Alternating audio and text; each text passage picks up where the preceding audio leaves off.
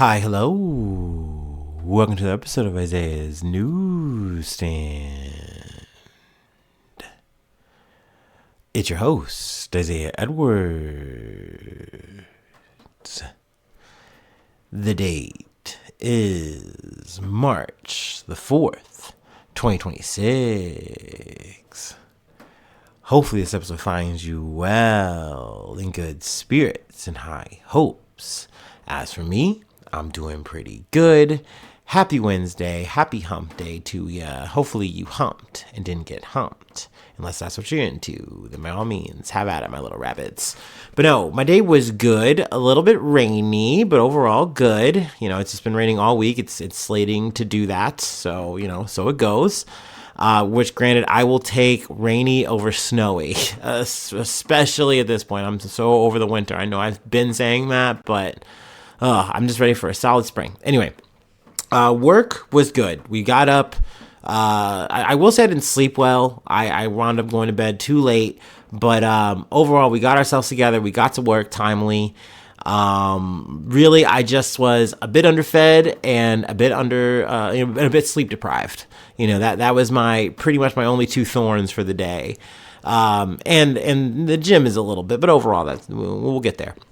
But no.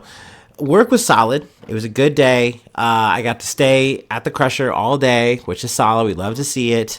Post work, we went to the gym.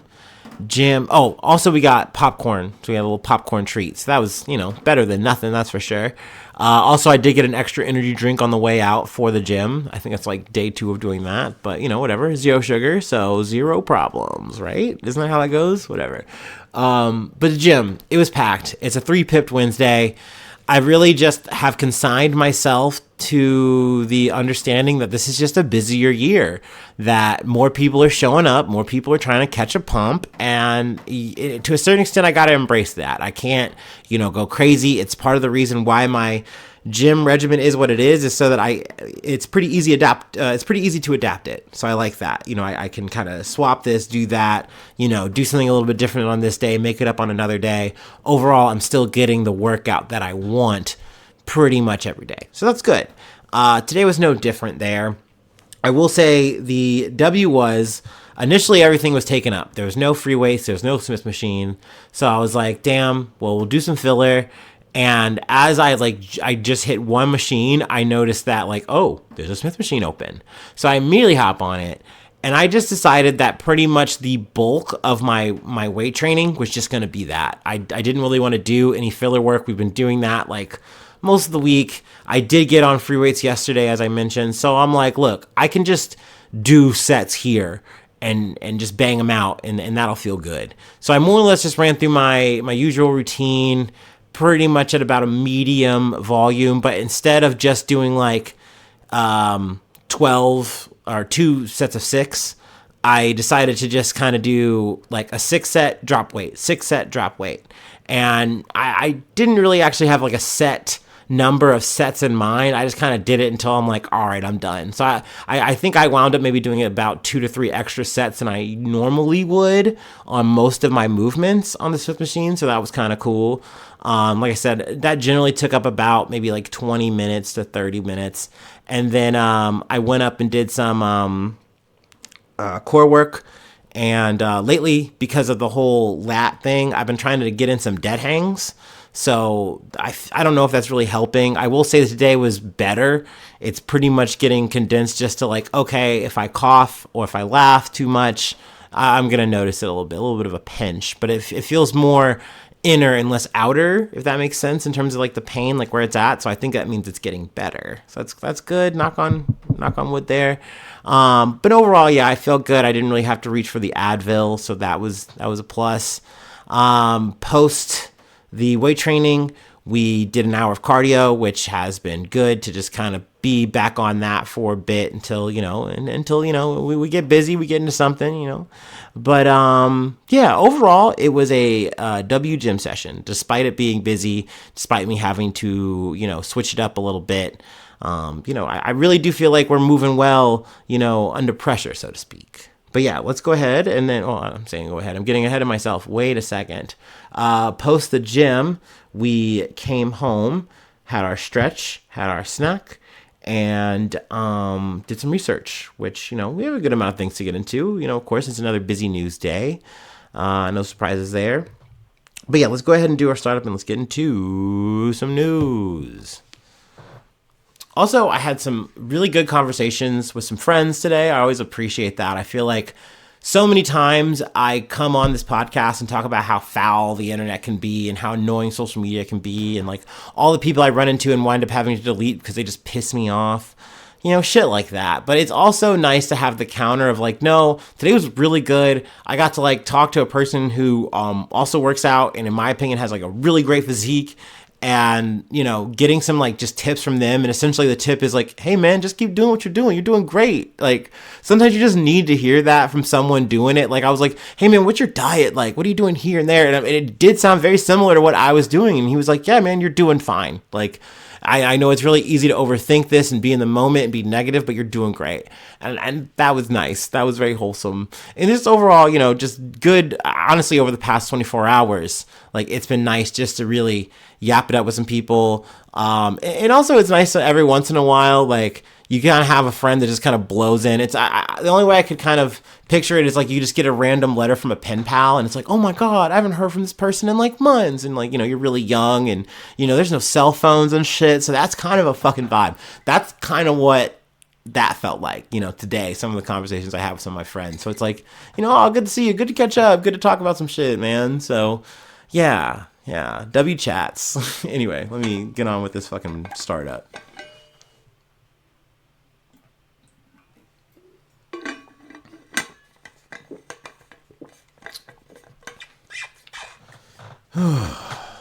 Whoa.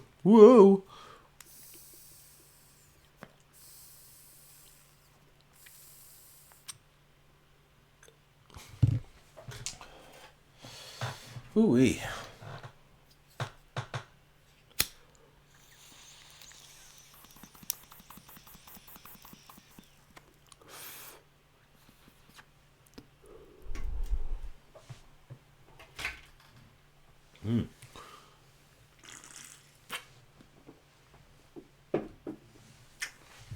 All right. Our first story comes from ABC News. U.S. military assists Ecuador in first land operation against cartels. The United States and Ecuador carried out a joint military operation against designated terrorist organizations in Ecuador, though the U.S. role was limited to advising Ecuadorian troops, and they did not participate in the actual ground operation. A source familiar with the operation told ABC News. The joint operation was announced by U.S. Southern Command on Tuesday. The operations are a powerful example of the commitment of our partners in the Latin America and the Caribbean to combat the scourge of narco-terrorism. And they always got to add that terrorism part so that it gives them that carte blanche that they want to just go whole hog no matter what, if need be. You know what I mean? Oh, we got to send some military, going to do some strikes. We could do that. We're talking about terrorism here. Don't forget it. Let's see here. This marks the first time that the U.S. military has worked in a land operation as part of the Trump administration's fight against Latin American drug cartels.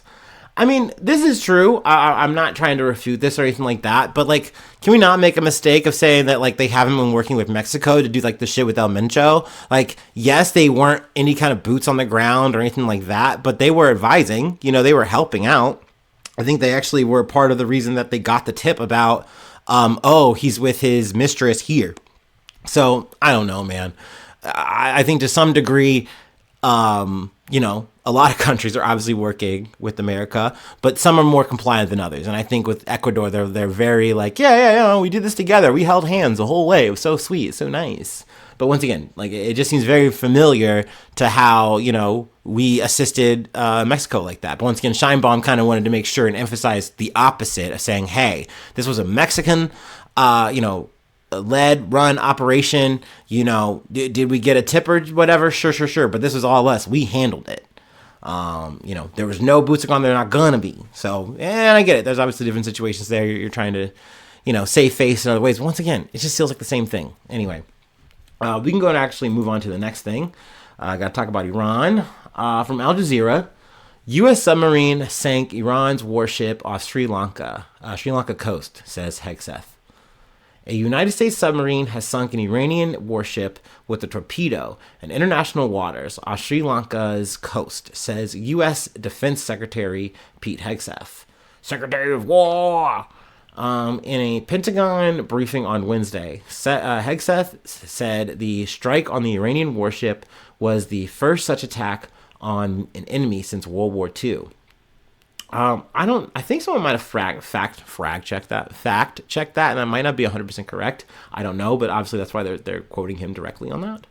But whatever. What do I fucking know? I'm an idiot. Sri Lanka's Navy said 87 bodies had been recovered and 32 sailors were rescued after the Iranian military ship sank just outside the island's territorial waters. Authorities told Al Jazeera the frigate Iris Dena, located about 40 nautical miles or 75 kilometers off Galay in southern Sri Lanka, sent out a distress call between 6 a.m. and 7 a.m. The ship had about 180 crew members on board, and a search and rescue operation was continuing, Sri Lankan officials said.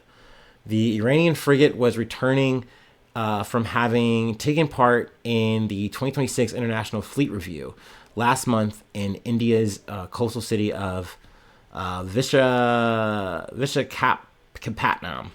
You got that to the best of my ability there. Now there's some more details here, of course. I really just wanted to highlight the fact that we did a submarine strike on an Iranian warship that, definitely killed fucking people. And I know that, once again, this is a faraway thing for some people. It's a foreign affair. But once again, man, I don't care if we're talking about quote unquote terrorists, soldiers, the opposition, whatever. We are killing people. We are killing people now at a daily fucking clip. I think this is day 5 going on day 6 of this shit. And it's just seemingly nonstop. Already we are pushing numbers that I believe are close to 1,000 dead. And we don't know how much of that is, once again, a soldier or an innocent civilian who's just trying to fucking, live their fucking lives. Not to mention the fact that we are pushing people out of Iran. So obviously this is a whole thing. So, yet again, I find myself back on the watch being like, hey, I got to do my best to cover the main stories that I find, at least something, because I know this is relevant and I don't want to look away from this shit. I know we got to fucking yap, but I, sometimes we're doing this together. Sometimes we're doing this shit over a beer, you and I, we got to talk about the shit. It just fucking sucks, man. Anyway, we got to keep it on Iran, but we are taking it to Congress. From the Los Angeles Times, Senate rejects war powers measure to withdraw forces from Iran. Senate Republicans blocked a war powers resolution Wednesday designed to withdraw U.S. forces from hostilities in Iran as the Trump administration accelerates its military campaign in a conflict that has killed hundreds, including at least 6 American service members. The motion failed in a vote 47-53. So pretty much along party lines, I believe Rand Paul switched to being for it, but then good old fucking John Fetterman switched against it. So there's that, for whatever that fucking matters. But essentially, yeah, split along party fucking lines. And I feel like a fucking dumbass, right? Because yet again, it's one of those times where I buy into what, the media is telling me as I'm listening.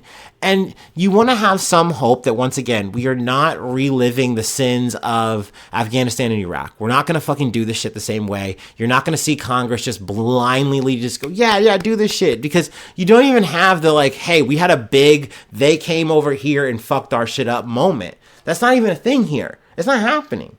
But essentially, they're like, nah, let him cook. This is good. Essentially, we are fine with him going to war like this. We're not even gonna rein him in at all.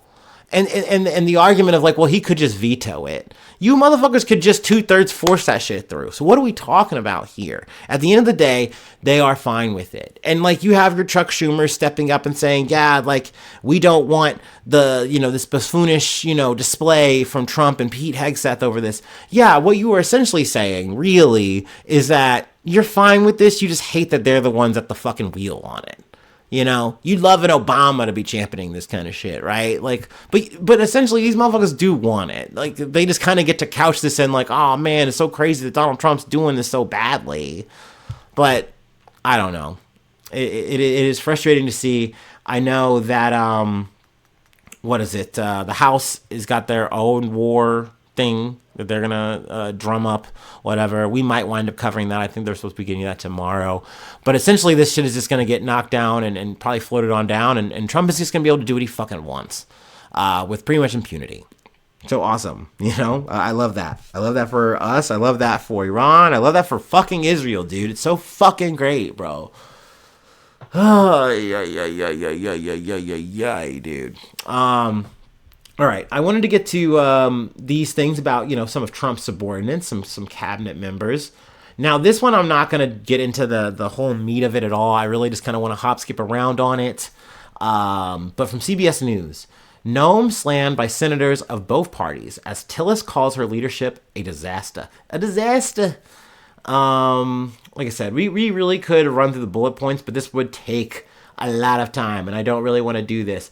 Essentially, she got kind of a bit roasted by both sides.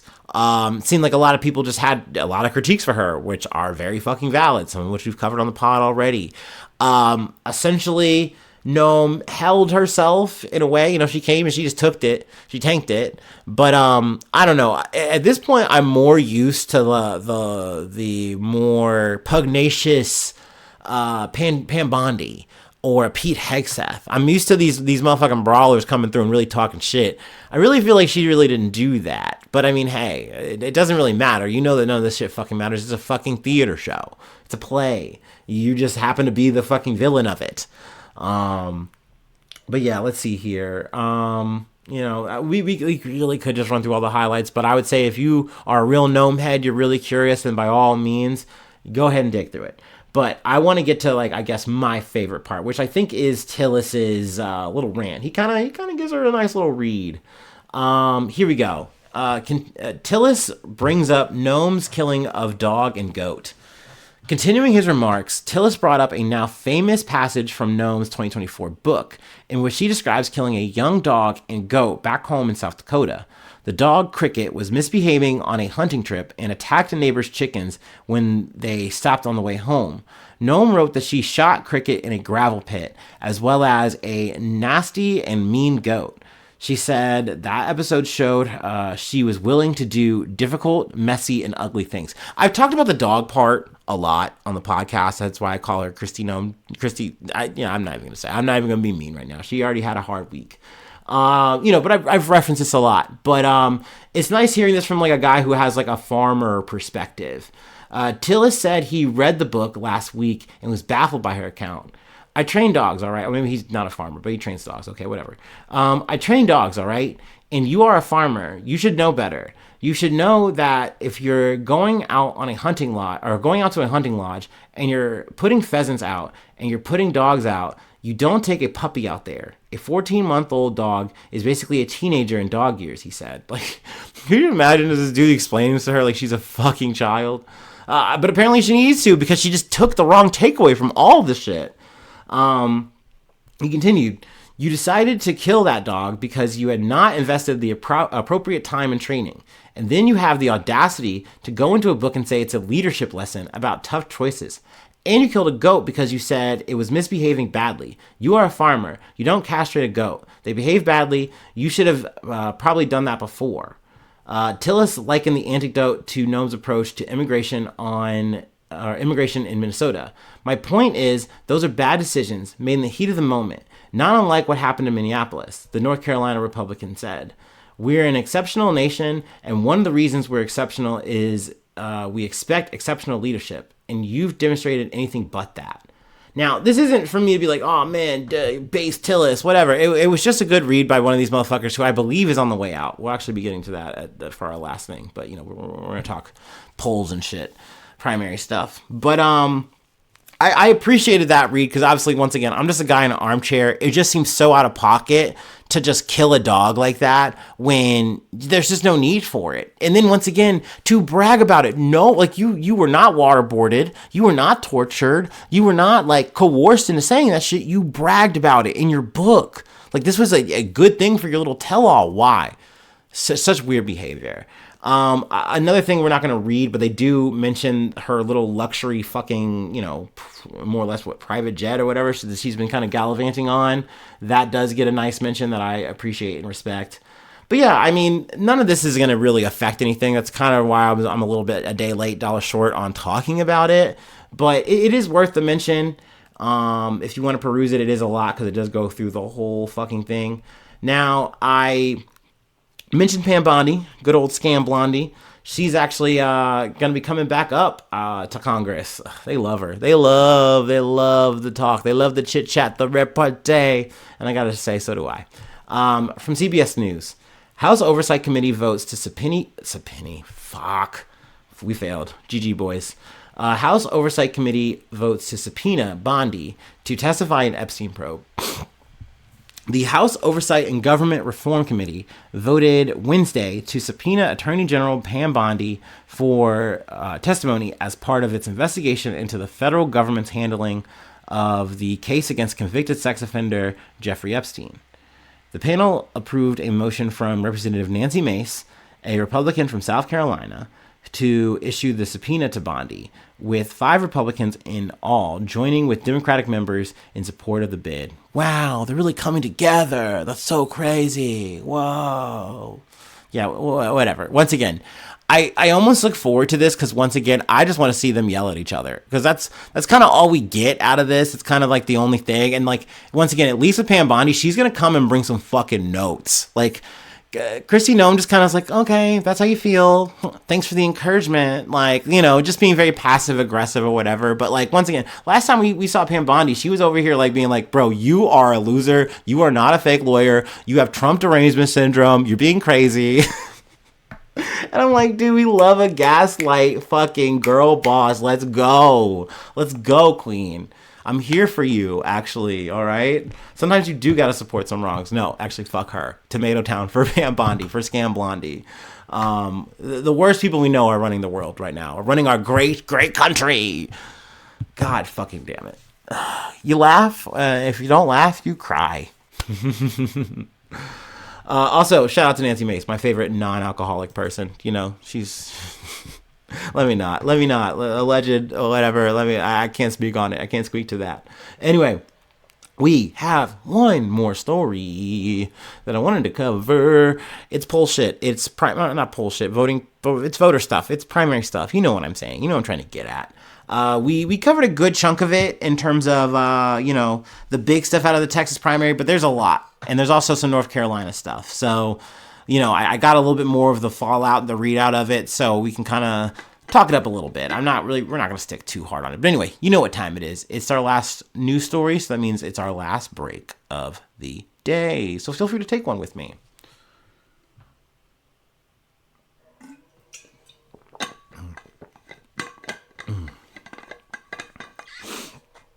Oh boy, oh boy, oh boy.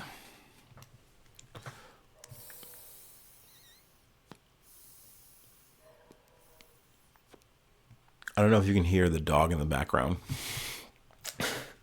Sometimes I wonder and I worry what gets picked up from like my backyard neighbor situation or whatever.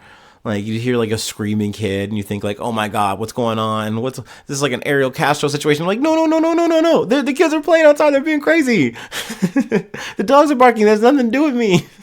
It's not a Michael Vick situation. I promise. You gotta believe me.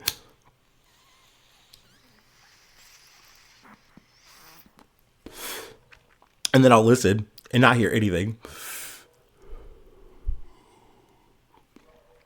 Actually, shout out to Yeti, not sponsored.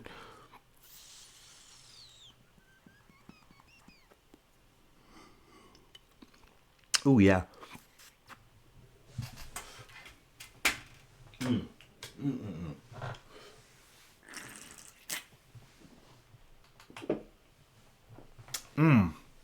Oh, yeah. So yummy. From NPR. 5 takeaways from the first primaries of the 2026 midterms. Like I said, we're not really reading through this. I kind of just want to hit some notes, recapping the Texas Republican primary and the Texas Democratic primary. John Corwin and Ken Paxton are going to a runoff. James Talrico won. There was a bit of dispute.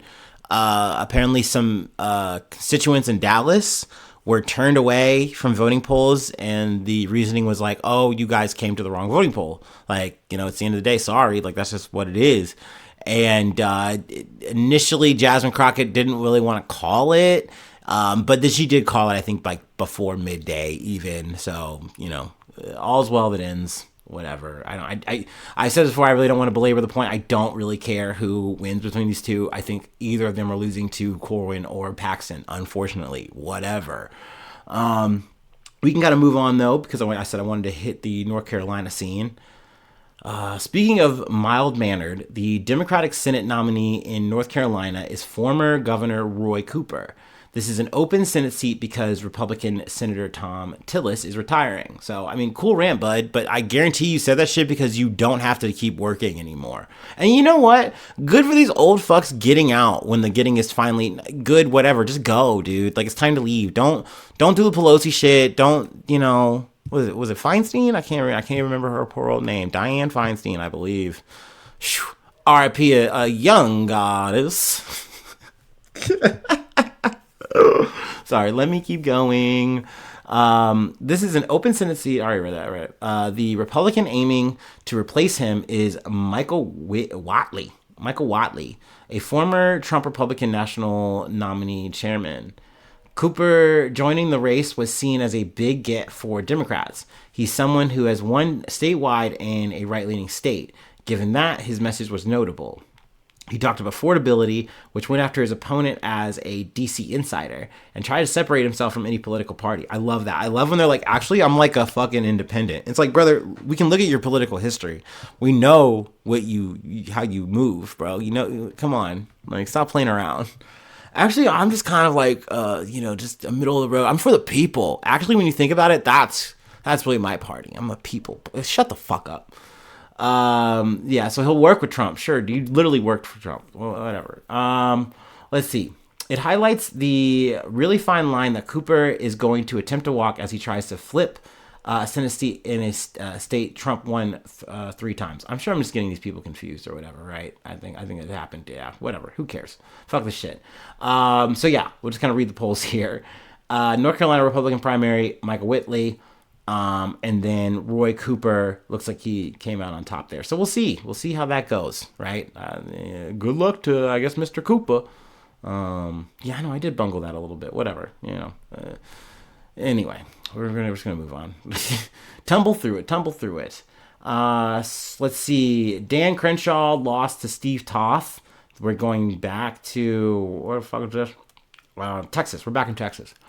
Can't say that I feel are shedding any kind of tear for Dan Crenshaw. I believe in the military, conservative guy, obviously he's going to stick to all the culture war kind of buttons. So that's why I have disdain for that fucking, I'm going to save my words. I'm trying to be nicer. Okay. We're going to maybe I should try to be less ableist, because part of me would love to call this guy a fucking Cyclops, but I shouldn't do that. I'm trying not to do that. I'm trying to rise above and be better. You don't want to stoop to people's levels, right? That'd be totally, but it doesn't matter. He's a loser. He lost. He's not winning. So, I will say what sucks is that this is the demon I don't know, Steve Toth, and he's touted as a guy who's even more extreme. So I love that. I love that it just goes from bad to worse. I think that's great. Anywho, we can move along because this is what's in the thumbnail. Scandal-plagued Representative Tony Gonzales' race in Texas is going to a runoff in a dead heat against a gun rights influencer. And for some reason, I read that sentence and my brain had the anime lightning twinge oh no, because I vaguely remembered of a guy who I've watched a few of their YouTubes of, and I was like, yeah, I remember it was Herrera something. And like, I remember him being kind of cool. Like, I get the vibe here. You know, we're shooting guns. You know, very laid back vibes, and good charisma. Get it? I get how you're popular. But then I remember seeing this guy's just turn into the right. Just maybe not even turn. Maybe this is how he always is. I mean, once you're a pro gun guy, it kind of just makes sense usually where you land. I'm not surprised. But like, just adopting this kind of cadence, this beat to become a political figure. And I see that it's finally paying off. You've made it to a runoff against a fucking creep scoundrel in Tony Gonzales. So yeah, that's great. I love this for this guy. Good for him and his slick back hair. No, I really don't rock with this dude at the end of the fucking day. Like I said, I get it. If you like guns, I'm sure he's your guy. I imagine you combo this with the Joe Rogan experience, it kind of fucking hits. It's kind of like a good ass fucking day. That and some some fucking skull dip or something, brother. I bet you're having a good ass time. Hit that Zen or something, man. I bet you're straight, bro. just like your orientation, brother. God bless America, brother. You feel me? And like, that's what I'm saying. Just to see this guy be like, hey, I'm a gun guy. We're talking about guns. Cool. Be quirky, fun. To like, just being like, hey, now I got to talk about like anti-trans stuff. And now you're going to see me like make statements about that, like, and how that has to do with guns and all that. And then bringing up religion and shit. It's just like, brother, the slide is slippery, ain't it? It just sucks to see. It feels like a grifter arc, if I do say so. But whatever. Once again, you're stuck with two fucking candidates here who are pieces of fucking shit, in my opinion. So I'm not rooting for either. How about that plot twist? You can just put the gun to my head and you can just do that, I guess. I don't know. In a video game. Whatever. I think that's about it, though. That's not entirely true. There's more shit. Let's see. Democratic Representative Valerie Fushi, cool name, is also locked in a nail-biter race in North Carolina. Let's see. It looks like Fushi and Nida Alam. I don't know if this is going to be like some kind of runoff situation. It's not saying that, so I don't know. Whatever. And then we got longtime Representative Al Green of Texas, who was kicked out of a presidential address to Congress the last 2 years for protesting the Trump administration. He's headed to a runoff in a newly drawn district against Christian Menifee, who didn't start serving in Congress until last month. So that's also a close race. Looks like 46% in favor of Menifee to Al Green's 44.2%. Let's see here. I think that's pretty much it there. Let's see. Yeah, that's it. That's it. We'll go ahead and call that case closed for the day. If you would like to help out, support the effort, I do have a Patreon. Patreon.com/IsaiahNews. Become a newsie today. Free ways to hit me up, IsaiahNews1@gmail.com. Feel free to follow me or the podcast on any of the socials. Subscribe to the YouTube, follow on TikTok, follow on Spotify, follow on Apple Podcasts, wherever you like to listen. Leave a like, leave a cool comment. Sharing's caring. 5 stars or all the stars, whatever you prefer, whatever is available on Apple, on Spotify, respectively, whatever you fancy. If they're there, if it's on another spot too, go ahead and just give me all those stars. That'd be cool. That'd be dope. But if you don't do any of that, that's okay. I really just appreciate you letting me hang out, letting me, just yell at you and just yap it out. It feels good. Thank you. I really appreciate that. Thank you. But no, hopefully I'll see you soon for some more good news. I love ya. Bye-bye. Mwah.